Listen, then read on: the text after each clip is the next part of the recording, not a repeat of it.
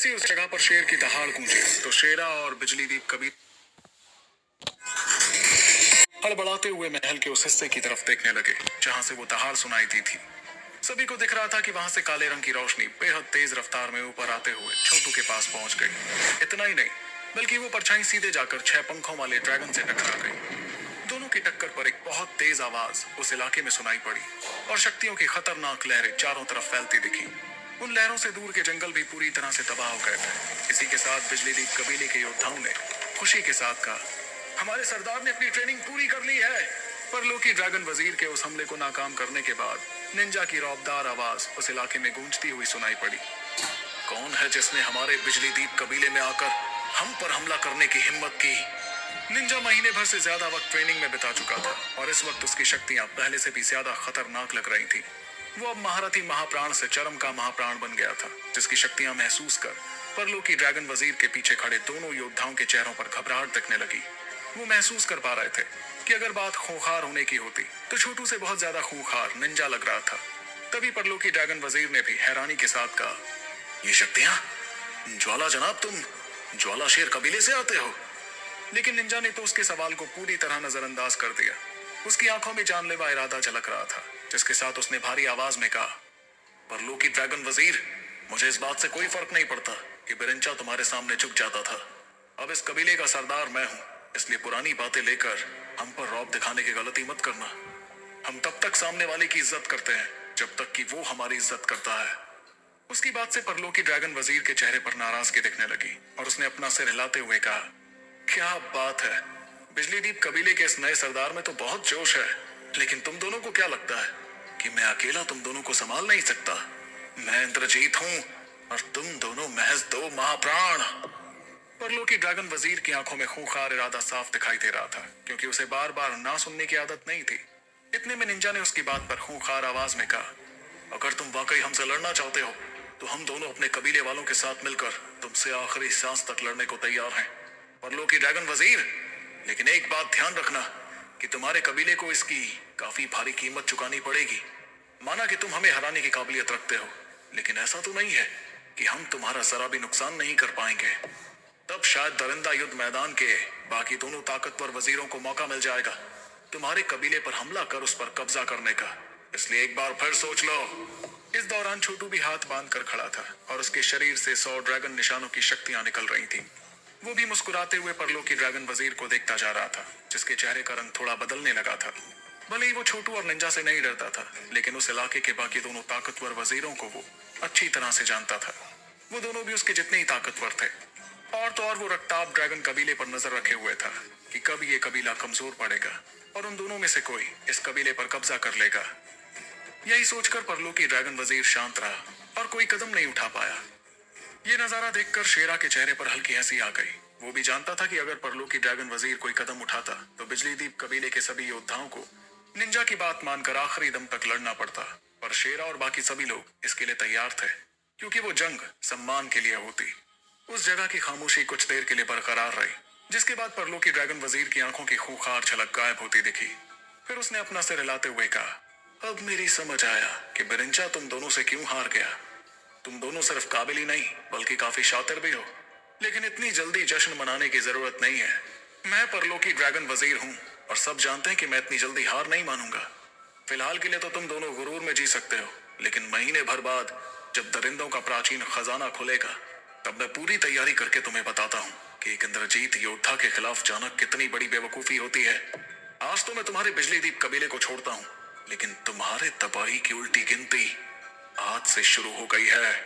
उसकी धमकी को सुनकर छोटू और निंजा भी खूंखार इरादे के साथ उसे देखने लगे। उन्हें धमकाते वक्त परलोकी ड्रैगन वजीर के चेहरे पर अजीब सी मुस्कुराहट थी। उसने अपना हाथ लहराया, जिससे उसके ठीक पीछे आयामी दरार बड़ी होने लगी। उसके बाद वो वहां से तुरंत चला गया। वहीं उसे जाते देख रक्ताब ड्रैगन कबीले के बाकी दोनों योद्धा भी हड़बड़ाते हुए वहां से जाने लगे। जाते जाते उन्होंने चिल्लाते हुए कहा, देखना, 1 महीने बाद तुम दोनों की दर्दनाक मौत पूरा इलाका देखेगा। उन तीनों के जाने के बाद वो दरार एक झटके में भर गई, जैसे वो वहां थी ही नहीं। जब निंजा ने उन्हें जाते हुए देखा तो उसने गुस्से में अपनी मुट्ठी कसनी शुरू की और उसकी आंखों में तीनों को खत्म करने की इच्छा साफ दिखाई देने लगी। लेकिन छोटू के चेहरे की शांति बरकरार थी और एक पल बाद वो धीमी आवाज में कहने लगा, इंद्रजीत से निपटना मुश्किल तो होता है, लेकिन अब वापस मुड़कर नहीं देखा जा सकता। इंतजार रहेगा महीने भर बाद की मुलाकात का। अब जो कि परलोकी ड्रैगन वजीर वहां से चला गया था, इसलिए बिजली दीप कबीले पर मंडराता खतरा थोड़े वक्त के लिए तो टल गया था। पर छोटू और निंजा अच्छी तरह से जानते थे कि मामला खत्म नहीं हुआ था। चाहे कुछ क्यों ना होता, छोटू और निंजा इतनी आसानी से हार तो नहीं मानने वाले थे। इस दौरान बिजली दीप कबीले में शांति का माहौल रहा, पर अंदर ही अंदर सभी को घबराहट थी। आखिर हर कोई जान जो गया था कि इस कबीले और रक्ताब ड्रैगन कबीले के बीच की दुश्मनी काफी बढ़ गई थी। अगर बात ताकत की होती तो रक्ताब ड्रैगन कबीला बिजली दीप कबीले से बहुत ज्यादा ताकतवर था। इसलिए दरिंदा युद्ध मैदान के बाकी लोगों को जब इस बात का पता चला तो उन्हें इस बात पर यकीन ही नहीं हुआ। जब बिरिंचा जैसा ताकतवर योद्धा तक रक्ताब ड्रैगन कबीले के सामने झुकने को तैयार था, तो बिजली दीप कबीले का नया सरदार उनके खिलाफ जाने की हिम्मत कैसे कर सकता था। लेकिन बिजली दीप कबीला इस बात से खुश था कि उस दिन के बाद से रक्ताब ड्रैगन कबीला उन पर हमला करने नहीं आया। इस अजीब सी खामोशी से सभी काफी हैरान थे, लेकिन समझ भी रहे थे कि वो शांति असल में तूफान से पहले की शांति थी। पर महीने भर में दरिंदों का प्राचीन खजाना खुलने वाला था, और तब परलोकी ड्रैगन वजीर अपनी बेइज्जती का बदला बिजली दीप कबीले से लेकर रहता। इस बीच निंजा ने चेहरे पर हल्की परेशानी के साथ छोटू की तरफ देखकर कहा, सुनने में आया है कि परलोकी ड्रैगन वजीर ट्रेनिंग में लगा हुआ है। वो ऐसा करके अपने आप को और ताकतवर बना रहा है ताकि बाकी दोनों ताकतवर वजीरों से ज्यादा ताकतवर हो पाए। छोटू उसकी बात समझते हुए अपना सिर हिलाने लगा और नजरें घुमाते हुए शेरा और बाकियों के फिक्र से भरे चेहरों को देखने लगा। फिर छोटू ने मुस्कुरा कर कहा, सभी लोग वही कीजिए जो आप करते आ रहे हैं। माना कि परलोकी ड्रैगन वजीर से निपटना थोड़ा मुश्किल होगा, लेकिन हमारे बिजली दीप कबीले को कुचलकर आगे बढ़ना भी आसान नहीं होने वाला है। हर कोई छोटू के मुस्कुराते हुए चेहरे को देख रहा था, जिसके चेहरे पर डर का नामो निशान तक नहीं था। उन्हें लगने लगा कि शायद छोटू को समझ ही नहीं आ रहा था कि उसके खिलाफ कितना ताकतवर दुश्मन था। तब शेरा ने भी आंख भरते हुए कहा, ध्रुव भैया, अगर आप कह रहे हो कि फिक्र की कोई बात नहीं है तो हम मान लेंगे। हमें आप पर और निंजा भाई पर पूरा भरोसा है। हम आपके लिए किसी से भी लड़ने को तैयार रहेंगे। बस आप हमारी काबिलियत का अच्छा अंदाजा रखिएगा, क्योंकि शायद आप हमें कुछ ज्यादा ही ताकतवर समझ रहे हैं। उसके पीछे खड़े योद्धा भी हामी भरने लगे, क्योंकि उन्हें भी खुद पर इतना यकीन नहीं था जितना कि छोटू को उन पर यकीन था। इसकी वजह साफ थी कि परलोकी ड्रैगन वजीर जैसे ताकतवर योद्धा के खिलाफ लड़ने के बारे में वो सोच ही नहीं पा रहे थे। मगर सभी ने चुपचाप वहां से जाना सही समझा। उनके जाने के बाद निंजा ने कुछ सोचते हुए छोटू से कहा, ध्रुव भैया, आपको क्या लगता है कि हमारा अगला कदम क्या होना चाहिए? मेरे ख्याल से परलोकी ड्रैगन वजीर के ट्रेनिंग करने की एक और वजह है, जो जरूर दरिंदों के प्राचीन खजाने से जुड़ी हुई है। हमें क्या सच में उस जगह पर जाना चाहिए? इस पर छोटू ने हंसते हुए कहा कि यह भी कोई सवाल हुआ निंजा। यहाँ बात किसी मामूली खजाने की नहीं हो रही है जो हम दूसरों को हासिल करने दें। हम दरिंदा युद्ध मैदान में कुल मिलाकर 3 सबसे ताकतवर दरिंदे वजीर हैं। हर किसी की बाकी वजीरों से दुश्मनी है। इसलिए जब हम लोग दरिंदों के प्राचीन खजाने में जाएंगे, तब परलोकी ड्रैगन वजीर इतनी आसानी से तो हमसे टकराने नहीं वाला है, वरना बाकी दोनों वजीर मौके का फायदा उठाकर उस पर हमला कर देंगे। और अगर वो ड्रैगन वजीर सच में हमसे टकराता है तो मैं आसमान विनाशक लाश को बाहर निकाल दूंगा, जो कुछ देर तो उसके सामने टिक जाएगी। छोटू के चेहरे पर हंसी थी, क्योंकि यहाँ बात करिश्माई प्राचीन दरबार की हो रही थी, जहाँ दरिंदों का प्राचीन खजाना रखा था। वो जगह फहरिस्त की 10वीं सबसे ताकतवर चीज थी, इसलिए छोटू से हासिल करना चाहता था। और नौपूछ कबीले की पूर्वज ने आसमान विनाशक लाश को इतना ताकतवर बना दिया था कि वो किसी इंद्रजीत से टकराने के काबिल हो गई थी। भले ही वो लाश इंद्रजीत को हरा नहीं पाती, पर उसके हमलों का सामना कर थोड़ा वक्त तो हासिल कर ही सकती थी। छोटू के चेहरे की मुस्कान देखकर निंजा ने कहा, भैया आप भी गजब हो। ऐसे वक्त में भी आपके चेहरे पर परेशानी नजर नहीं आ रही है। इतने बड़े खतरे के सामने किसी की भी हालत खराब हो जाती। उसकी इस बात पर छोटू ने मुस्कुराते हुए कहा, ऐसी शांति मैंने ध्रुव भैया से सीखी है निंजा। अगर वो यहाँ होते तो किसी को भी परेशान नहीं होना पड़ता। पता नहीं ध्रुव भैया कहाँ और कैसे हैं। ये सुनकर निंजा ने हंसते हुए कहा, ध्रुव भैया जैसे भी होंगे हमसे तो बेहतर ही होंगे। वो आदमी जब दूसरे प्लेनेट से सही सलामत यहाँ आ सकता है तो उनका कौन क्या ही बिगाड़ पाएगा। पर एक बात तो आपकी सच है, उनका यहाँ होना हमारी सारी परेशानियां खत्म कर देता। ध्रुव शौर्य के बारे में सोचकर वो दोनों मुस्कुराने लगे। वो जानते थे कि तीनों में सबसे ताकतवर ध्रुव शौर्य ही था, और वो कितने कारनामे करके उन्हें इतना ताकतवर बनाने में कामयाब हुआ था। उसके बाद वो दोनों वहां से चले गए। निंजा बिजली दीप कबीले के मामलों को संभालने लगा और छोटू वापस अपनी शक्तियां बढ़ाने चला गया। वो भी जानता था कि आने वाले वक्त में उसे बहुत ताकतवर होना था, वरना उसकी मुश्किलें और ज्यादा बढ़ जाती। उसके बाद छोटू अंदरूनी कैद खाने में जाकर अपनी अंदरूनी शक्तियों को और बढ़ाने लगा। वक्त गुजरता गया और उस कैद खाने के अंदर चार रोशनी आगे बढ़ती हुई नजर आने लगी। उनमें से एक था छोटू, जिसके कंधे पर तीन बहुत बड़े जख्म दिख रहे थे, लेकिन अब उसे पहले की तरह बेइंतहा दर्द महसूस नहीं होता था। उसने अपनी नजरें घुमाते हुए देखा कि उससे टकराकर बाकी तीनों रोशनियां तबाह हो गई थीं। ये परछाइयां उसकी ही थीं, जिन्हें खत्म होते हुए देख बुलवा ने कहा, क्या बात है, तुम अब क्लास 1 की 3 परछाइयों को एक साथ खत्म करने में कामयाब हो रहे हो। जब तुम इस जगह पर आए थे, उसके मुकाबले तो ये नतीजा बहुत बेहतर है। पर छोटू ने उस जगह के किनारे पर बने एक दरवाजे को देखकर कहा, अफसोस कि अभी तक मैं सिर्फ 3 ही क्लास 1 की परछाइयों को खत्म कर पा रहा हूँ। एक बात बताओ, बर्फ की मलिका को क्लास 1 की 10 परछाइयों को हराने में कितना वक्त लगा था? उसे काफी वक्त हो गया था इस जगह पर ट्रेन करते हुए। दरअसल क्लास 2 की परछाई तक पहुंचने के लिए किसी योद्धा को क्लास 1 की 10 परछाइयों को एक साथ हराना पड़ता, और छोटू उस पड़ाव से तो बहुत दूर था।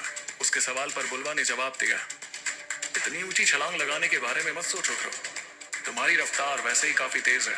रही बात बर्फ की मलिका की, तो उसे क्लास 1 की 10 परछाइयों को हराने में महीने भर का वक्त लगा था। वैसे तुम बर्फ की मलिका की बराबरी आखिर करना ही क्यों चाहते हो? कहीं ऐसा इसलिए तो नहीं क्योंकि तुम्हारी वो खास दोस्त जरीना बर्फ की मलिका का पुनर्जन्म है, और तुम्हें डर लगता है कि कहीं वो तुमसे ज्यादा ताकतवर ना हो जाए? इस पर छोटू ने गहरी सांस लेते हुए धीमी आवाज में बुलवा की बात का जवाब दिया, मुझे डर है कि जिम्मेदारियों के भार के तले कहीं जरीना किसी ऐसे इंसान में न बदल जाए जिसमें जरीना की कोई झलक ना हो। इसलिए अगर मुमकिन हुआ तो मैं ताकतवर बनकर उसका भार कम करना चाहूंगा। उसके जवाब पर बुलवा कुछ पलों के लिए तो छोटू को ही देखता रहा, जिसके बाद उसने मुस्कुरा कर कहा, अच्छा, तो इसलिए तुम बर्फ की मलिका की बराबरी करना चाहते हो? देखो ध्रुव, सच कहूं तो ऐसा करना तो बहुत ज्यादा मुश्किल है। वैसे भी पुनर्जन्म के बाद किस योद्धा के साथ क्या होता है, इस बारे में तो कोई कुछ नहीं कह सकता। चलो ट्रेनिंग जारी रखते हैं। बुलवा की बात सुनकर छोटू दोबारा खड़ा हुआ और हाथ लहराते हुए लड़ने के लिए तैयार हो गया। बुलवा के इशारे पर दरवाजा खुला और उसमें से क्लास 1 की 4 परछाइयां बाहर आ गईं। वो परछाइयां बाहर आते ही तेजी से छोटू पर हमला करने लगी। छोटू इसी तरह ट्रेन करता रहा और देखते ही देखते महीने भर का वक्त गुजर गया। इस एक महीने में दरिंदा युद्ध मैदान में काफी हलचल मच गई थी, क्योंकि दरिंदों के प्राचीन खजाने के खुलने की खबर हर तरफ फैल गई थी। इस खजाने के जिक्र भर से लोगों की आंखों में लालच नजर आने लगता। जो भी योद्धा दरिंदा युद्ध मैदान में थोड़े वक्त के लिए भी रहा था, उसे पता था कि 3 साल में एक बार खुलने वाला यह खजाना कितना अनोखा था। सभी ताकतवर कबीले इस खजाने को हासिल करने की होड़ में लग जाते थे। आखिर उसमें रखी सबसे मामूली चीजें भी ताकतवर अनंत खजानों जितनी ताकतवर होती थी। ऐसे में वहां से कोई खास चीज हासिल करना तो किसी को फर्श से अर्श तक पहुंचा देता। वहीं महीने भर बाद बिजली दीप पहाड़ी पर एक बहुत बड़ी फौज खड़ी थी। उनके शरीर से खतरनाक शक्तियां निकल रही थी और उन्हें देखकर ऐसा लग रहा था जैसे वो वहां से कहीं जाने वाले थे। इन सभी लोगों में सबसे आगे खड़े थे 8 सेनापति, जिसमें बीच में खड़े शेरा ने सामने की तरफ देखकर सवाल किया, ज्वाला जनाब, हमारी सारी तैयारियां पूरी हो चुकी हैं और फौज किसी भी वक्त जाने के लिए तैयार है। हमें बस इंतजार है तुम्हारे इशारे का। वो जिस जगह पर देख रहा था वहां निंजा खड़ा था, जिसने आ भरते हुए कहा, मेरे ख्याल से हमने इस कबीले की रखवाली के लिए भी लोग छोड़ दिए होंगे।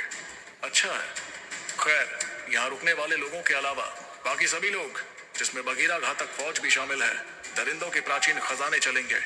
ध्रुव भैया अभी भी ट्रेनिंग से बाहर नहीं आए हैं, वो जैसे ही बाहर आते हैं तो हम लोग रवाना होंगे। निंजा की बात सुनकर शेरा और बाकियों ने अपने सिरे लाए, जिसके बाद किसी ने भी कुछ और नहीं कहा। वो लोग शांति से वहीं खड़े रहे और इंतजार करने लगे छोटू के वहां आने का। ये इंतजार कुछ घंटों तक चला और जब सूरज आसमान में चमकते हुए बहुत ज्यादा गर्मी बिखेरने लगा, तब अचानक से दरबार के पास एक अजीब सी हलचल महसूस होने लगी। यह हलचल अंदरूनी शक्तियों की थी, जिसकी तरफ देखते हुए निंजा मुस्कुराने लगा। वो अंदरूनी शक्तियां पहले से काफी ताकतवर हो गई थी, जिसे महसूस कर शेरा और बहुत से योद्धा काफी हैरान रह गए। इतने में एक रोशनी उस दरबार से आगे बढ़ते हुए सीधे फौज के सामने आ पहुंची। वो रोशनी था छोटू, जिसकी ट्रेनिंग आखिरकार पूरी हो गई थी। वहीं छोटू ने सभी की तरफ देखकर मुस्कुराते हुए कहा, चले साथियों, खजाने को अपना बनाने। तो क्या होगा जब निंजा और छोटू अपने साथियों के साथ पहुंचेंगे दरिंदों के प्राचीन खजाने में, और कैसे सामना करेंगे वो परलोकी ड्रैगन वजीर और बाकी दुश्मनों का, जानने के लिए सुनते रहिए सुपर योद्धा।